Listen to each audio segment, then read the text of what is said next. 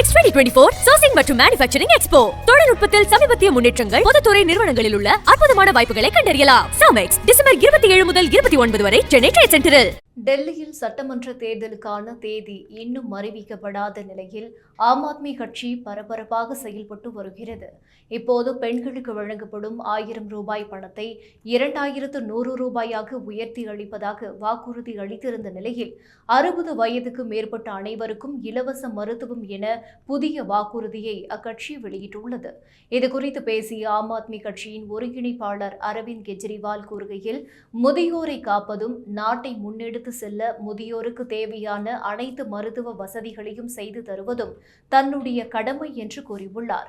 60 வயதுக்கு மேற்பட்ட அனைத்து முதியவர்களுக்கும் இலவசமாக மருத்துவ வசதி கிடைக்கும் வகையில் சஞ்சீவனி யோஜனா எனும் திட்டம் அறிமுகப்படுத்தப்பட உள்ளதாகவும், தேர்தல் முடிந்து ஆம் ஆத்மி ஆட்சிக்கு வந்த பிறகு இந்த திட்டம் செயல்படுத்தப்படும் என்றும் கூறியுள்ளார். இந்த திட்டத்தின்படி ஒவ்வொரு முதியவருக்கும் ஆகும் மருத்துவ செலவுக்கு கட்டுப்பாடு இல்லை என்றும், திட்டத்தில் மக்கள் பதிவு செய்து கொள்வதற்கான பணிகள் விரைவில் தொடங்க இருப்பதாகவும் கூறினார். பதிவு செய்யப்பட்ட முதியவர்களுக்கு வழங்கப்படும் அடையாள அட்டையின் மூலம் அவர்களுக்கு தேவையான மருத்துவ வசதிகள் செய்து தரப்படும் என கூறியுள்ளார். இதேபோன்ற திட்டத்தை 70 வயதிற்கு மேற்பட்ட அனைத்து முதியோர்களும் நாடு முழுவதும் ஏற்கனவே அமல்படுத்தியுள்ளது மத்திய பாஜக அரசு.